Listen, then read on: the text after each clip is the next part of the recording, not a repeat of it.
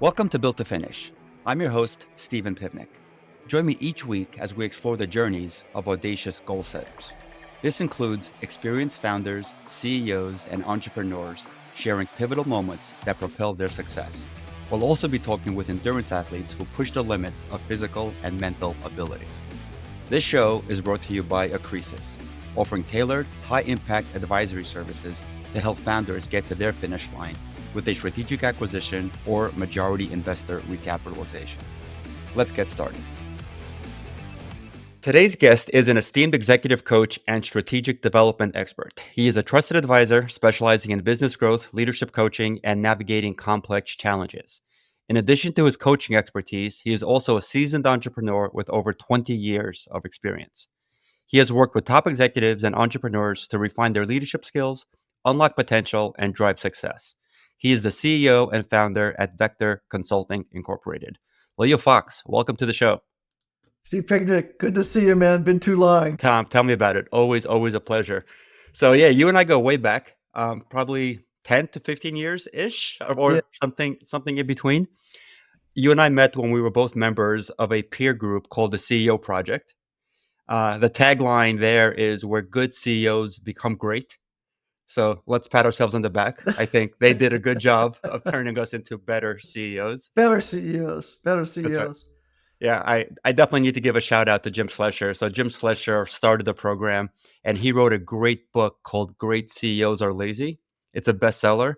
So if there are any CEOs or top management staff that are listening or watching, highly recommend Great CEOs Are Lazy. Yeah, I had a copy of it when it first came off the press. I was out at the pool at the Wynn Hotel in Vegas and had my wife take a picture of me reading it to send it to him, and he got a good laugh out of it. It was that memorable. You know exactly where you were when you read it. I do. And then for the between Steve and I and the gang that were part of that group, my wife affectionately dubbed us the Masters of the Universe. I love that. I can't believe we didn't get T-shirts printed for that. Awesome. So one thing I didn't mention in your introduction, and we won't spend too much time on this, but you spent 7 years working in the quote unquote intelligence community. Yes, I was after college. I was recruited out of the Citadel and went to work for the intelligence community for a number of years and had a great time. Awesome. So you had this mysteriously listed on LinkedIn as your title was branch chief for the U.S. government. We'll just leave it at that. Leave it at that. Thank you. Sure. So I spent countless times bugging you and trying to be really nosy about what you actually did. And you never capitulated, which is very admirable. But you did share a very important tip and trick with me and the rest of the gang. Do you remember what that was? I do. They were as the Masters of the Universe gang, when we would go out after meeting with our mentor Pam. We would sit and have dinner and have drinks, and they would badger me endlessly to give them something good. So I told them, okay, well, when you're, depending on which of the three-letter organizations in the intel you work for, the one that I worked for ran you through a course called personal security. And as you would imagine, they taught you how to handle all types of firearms, AKs, Uzis, all the wide breadth of guns that you would need to protect yourself if you were in a given situation. They also taught you to ad lib. If you were caught in an environment where you didn't have a firearm or something to protect you with, you'd have to look around where you were at and come up with something to defend yourself with. And the guys discovered that the most exciting one was if you took a standard magazine, and if you took a standard magazine, you look at it as fairly flimsy, but if you take it on the edge and you roll it very tightly. So like a regular pick up a Time magazine or a Newsweek. Wrap it really, really tightly, and the blunt end of it is a weapon. And if you were in a situation where your life was at stake, you could use it to take the blunt end, put it underneath the bridge of the nose of your adversary, and with some amount of force, jam their nose back into their brain and take that individual out, per se. And they thought it was big fun. The other thing that I told them that they'd all seen in movies and thought was really fun was you could kill someone with a pencil. You actually cannot kill anyone with a pencil. That's a fallacy, only in Hollywood, because as everyone knows, wood breaks and splinters. If you want to take somebody out, you have to use a pen, not a pencil. So remember, pen, not pencil.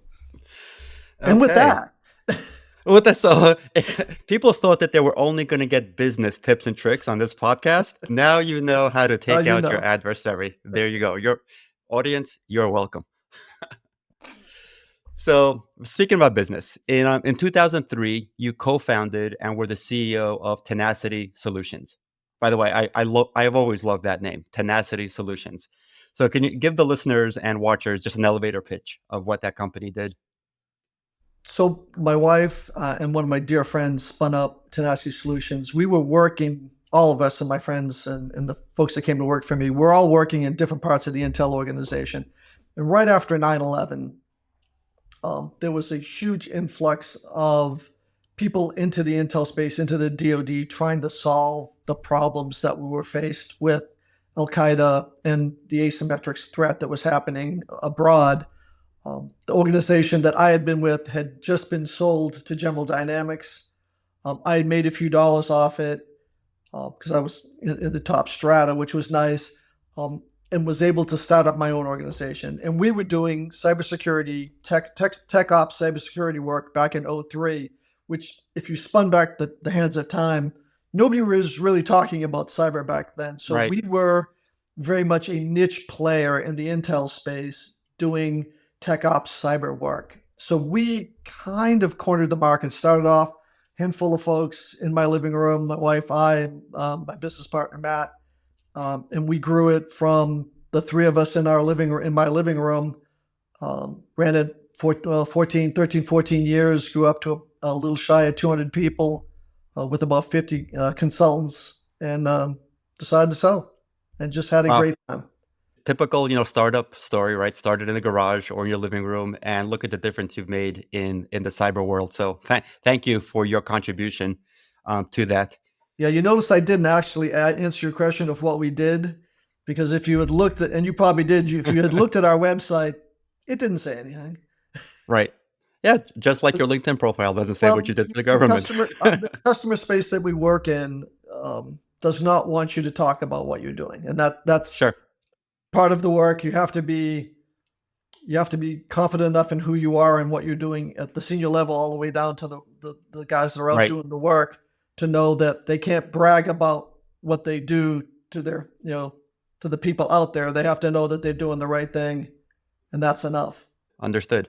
So you mentioned that you ran it for many years, and then you decided to sell.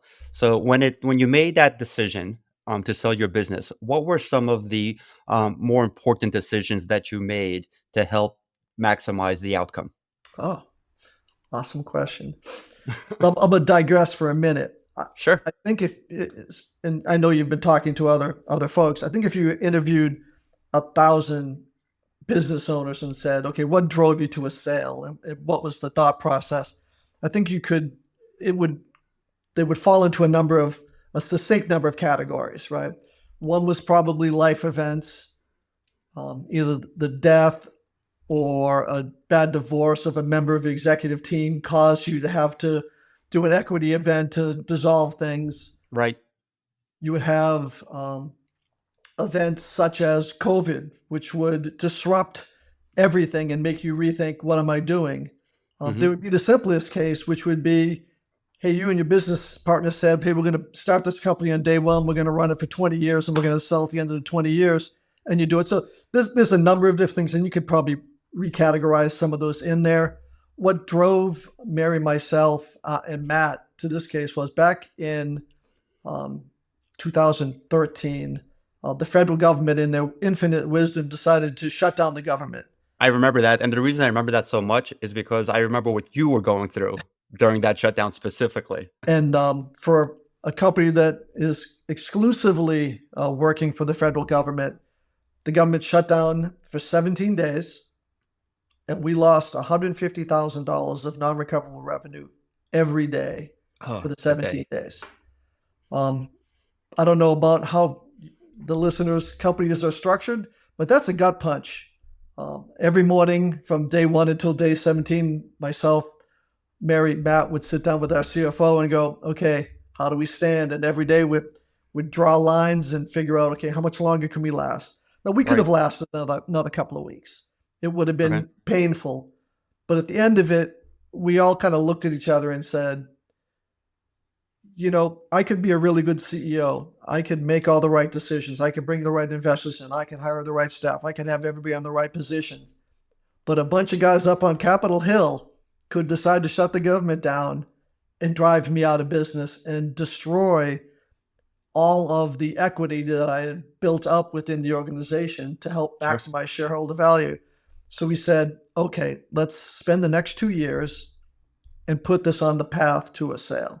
And Okay. it's interesting, um, as you alluded to, when you make that decision, every decision you make from that point forward is with the knowledge that you're going to make a sale.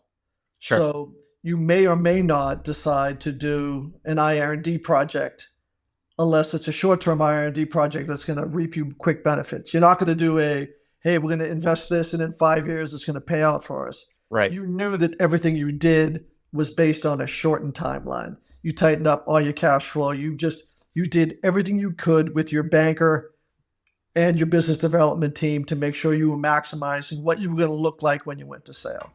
Yeah, when you have a North Star like that, it really does make the decision-making process go a little bit easier because it's binary, right? If I say yes to that, will that help me in the sale? Get rid of it. Don't even try to prioritize it. The answer is no, it doesn't get done.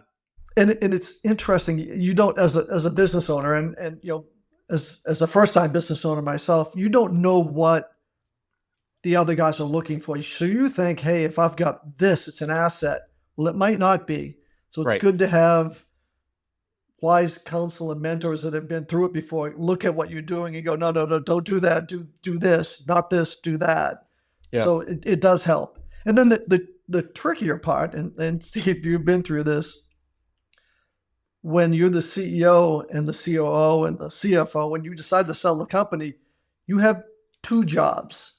One is to continue running the company like nothing is going on. Mm-hmm. And two is the other full-time job, which is getting all the documentation ready to get out to the folks that are going to want to look at your company to buy it. So you really have two very different jobs, and you have to be careful all the time when you're going through that process. Yeah, I mean, I can't stress the importance of that enough because even when you're knee deep in the process, and let's say you do get an offer that you accept and you're in due diligence, no matter how long that due diligence lasts, there's literally no guarantee that the deal will close. So if you take your foot off the pedal, or if you take your eye on the ball, whatever term you want to use, and that deal doesn't close, you're going to seriously hurt yourself.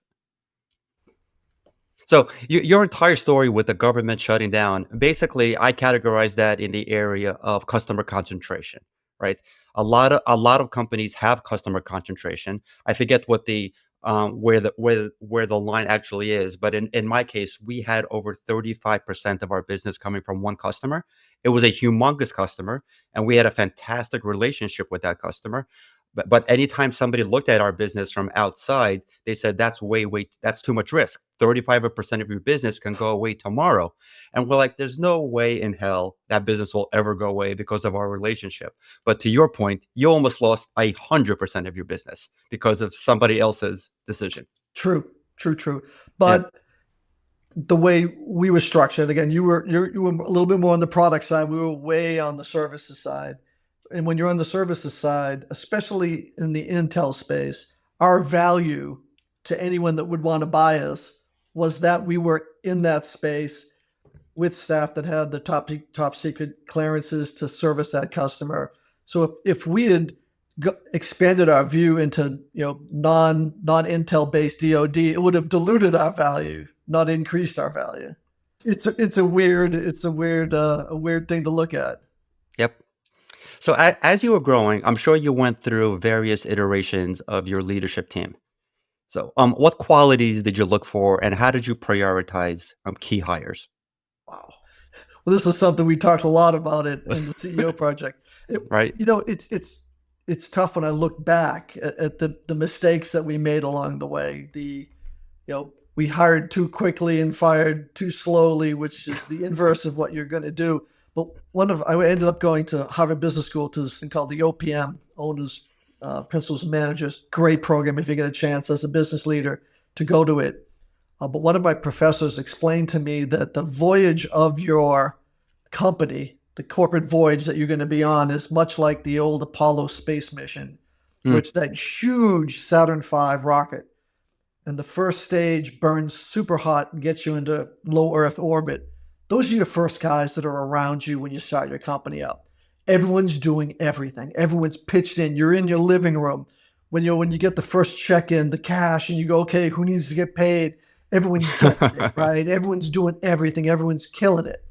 Well, second stage, you kind of start to solidify the swim lanes that the people in. Okay, Leo, you're going to do this. Jim, you're going to do that. Steve, you're going to do this. Mary, you're going to do.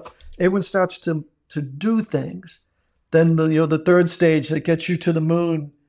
And then you look at what actually comes back, and it's this little tiny capsule with 3 guys. And what my instructor told me is there are perfect people that want to live in stage 1. Right. And if you try to turn them into stage 2 or stage 3 people, you're not helping them to be who they want to be. And I had guys that were my best friends that were in the company. And when we turned into a 2 and 3, they became so toxic because they didn't want to be there. And I didn't want to let them go. But I learned that for them to be happy in their careers, they needed to go find another first stage or second stage company. So it's tough. As a leader, you start with normally friends. And I think you had a similar situation, Steve, where... Absolutely. I mean, I'm sure any founder that's listening or watching to this right now is probably shaking their head. Yeah. And one of the things that saddens me, and I hope none of the previous folks that worked for me left, when we sold the company, we created over a dozen millionaires. That's incredible. Wow. Good for you. 6 of them do not talk to me. I believe it. Yeah. Because Steve got $1 more than me, or, Jimmy, right. They don't look at what they got. They get mad that they should have gotten more. Of course. It's interesting. So yeah, it's interesting, unfortunate, but that does happen. Yeah. Especially when you start off and it's 0. Yeah. So these sales processes are often very complicated, and there's surprises around every corner. What was a major one or two that you encountered, and how did you overcome it? So the biggest surprise that happened to me, I think I might have told you the story. So we went into a full competition. They let our white paper go, and then they did all the iterations, and we started with 30 companies, and it got down to 3. Oh, just to be clear, when you say competition, so you hired an investment banking firm. We hired an investment banker. They send out the one-page teaser, and then so we got down to it was 4 companies at the end, and one of the companies, I won't mention who, requested a breakfast between my attorney, myself, and my investment banker. And he looked across and said, Leo, he goes, I know it's down to 3 or 4 of us. He goes, I don't have time to deal with this. He goes, I'm going to write this number down on a napkin. This is at breakfast.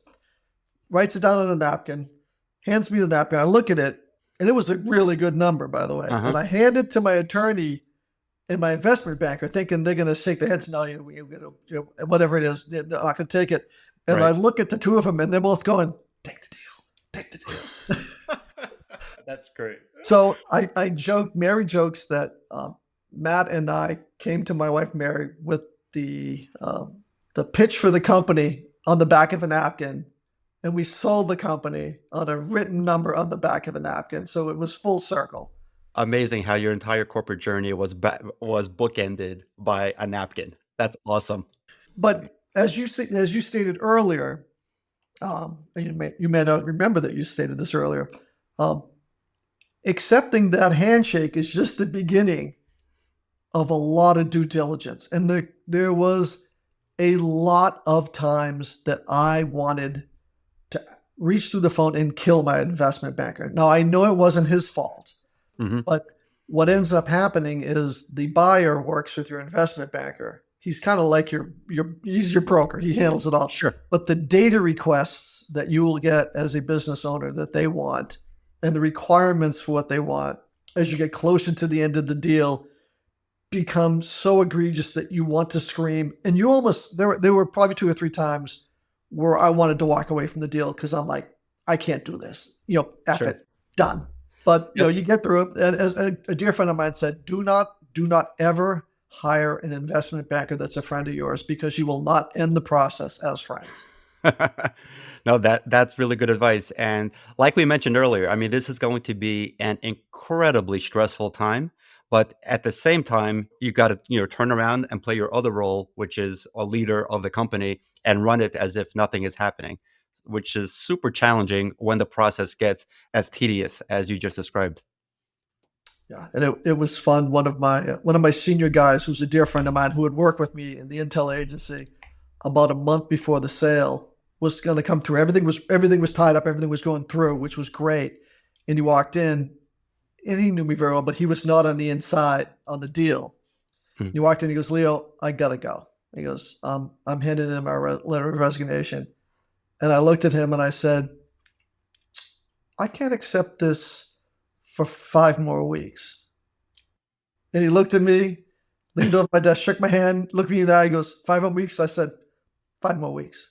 He understood. He got it. Oh, and then He, later he said, it was a significant amount of money he got. He goes, sure. "Leo," he goes, "you could have screwed me out of that." I said, "To what end?" I said, Right. "You helped get this organization to where the deal was." Hey, karma is a beautiful thing. You helped him, he helped you, and Yep. there you go. So obviously, this, like you described, it's a very emotional time, especially when the buyer is being egregious in their demands. How did you deal with all of this emotion, and how did you actually prepare for the final stages and the ultimate signing and transition? Wow. I it was since it was my first time going through it. You deal with all this emotion, I was blessed that Mary, my wife of many years, just had our 37th anniversary yesterday. Oh, happy anniversary! Well, thank you. She was so supportive of my neuroses during it all. And we joked, it happened in the summer, and we were on vacation with our family, and the whole family was kind of connected down in South Carolina. And my kids commonly refer to it as the vacation that Daddy wasn't really on, Hmm. because I was on the phone, out in the front yard, so the kids wouldn't hear me screaming at people. You know, uh, there's really I don't unless you've been through it, there's no way to prepare yourself for it other than Sure. to know that if you've got family and friends around you and trusted advisors that you can lean on and talk to, that's the best way. Don't internalize it.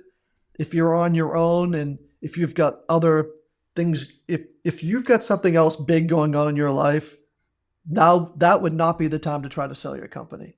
Like, Right. if your wife was pregnant with your first child, don't try to sell your company right Bad now. time, yeah. I remember the final days leading up to my close, and I mean, I was so disconnected from the process because I didn't wanna be part of the sale, and we'll get into that in a second with my next question to you. Because I wasn't part of the process, I wasn't involved in the details of the due diligence, and I remember coming back from I think we were in New Hampshire for the weekend, and I had to see there was a CEO running my company for me, and he was heading up due diligence. This was a Sunday afternoon. We're closing on Tuesday. He calls me up out of the blue, and I know it's never good, right? If your CEO, if you see him or her on your caller ID in the 11th hour of due diligence, it's rarely good. He's like, "You have to pull over and call me back." I'm like, "Oh my god, this has got to be really bad." So I pulled over, called them back. Long story short, they found a tiny little thing in some contract, and some lawyer was justifying their existence, and they withheld an extra, seven-figure number, just a withholding. They didn't reduce the deal; they just withheld it for the holding period. I'm like, Nick, you know what? All things considered, that's not the worst thing in the world. I didn't have to pull over for this news. But still, there's just so many things that happen. It's incredibly emotional. So a lot of exits are different for founders depending on like what they want to do post exit. What were your specific plans with the exit? So we were very systematic in our approach to ending this. We brought on a COO that had been a dear friend of Matt's and mine. His name was Joel. I'll leave his last name off so he doesn't get himself in trouble. Um, Joel's a great guy, been in the community, well known to the folks that were buying us, and they very much wanted him. So we brought him in about a year and a half before the sale. He knew we were bringing it to a sale. He was hyper incentivized to go through it. The buyer hyper incentivized him post the deal to stay on board. They told me, "Hey, Leo, we want you to stick around for about 3 months or as Okay. long as you'd like. We're going to hold you to 3." I stayed around for 9 because there was something going on with the customer that I was involved with personally, and I Okay. wanted to make sure that I saw that to its fruition. And at 9 months and one day, I was gone. Depending on how your organization's structured and what your CEO or what the owner or the founder, his connection are to the clients, that kind of is significant or insignificant to how long Hmm. you stick around afterwards. Now, of course, like any good business, they did put pretty much iron handcuffs on me to not to start up another organization or join a Sure. different organization. But I really didn't have any plans to do anything like that. That was not anything that I had thought about. Okay. Great. So I know you already shared a lot of great lessons learned. If you were to just summarize some of the more important ones that you've learned from the day one, from building, scaling, and then exiting, what were some of the biggest lessons you've learned?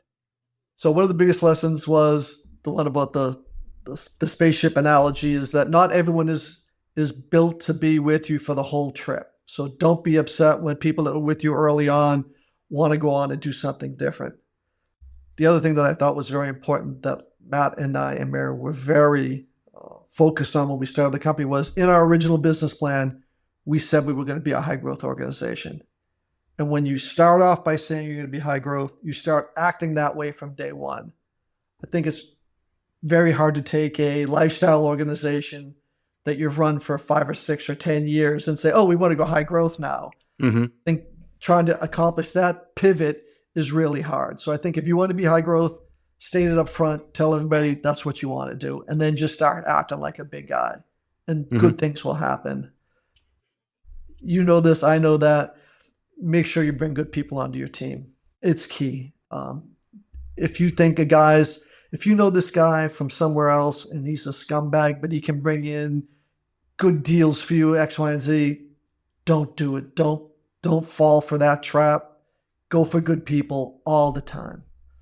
The other thing that is hyper important, and I'm not doing this because Steve said nice things about Jim Schlesinger earlier, having a CEO peer group is insanely important. As the CEO, there is no one you can talk to about the problems you're having.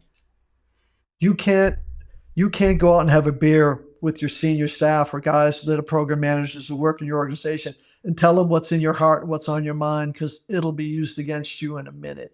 So having peer groups and mentors help is of huge importance. Have a somebody you can grab a beer or a cup of coffee with. It's hugely valuable, and I think you and I can speak to this. Having a wife and family that are kind of core to your survival and are there to help you celebrate when things go well and are there to counsel you when things go wrong is huge as well. Yeah, I want to echo everything you just said. I can't tell you the amount of time. So our coach was Pam Singleton. I'm going to have her on the show actually next week. Oh, she's awesome.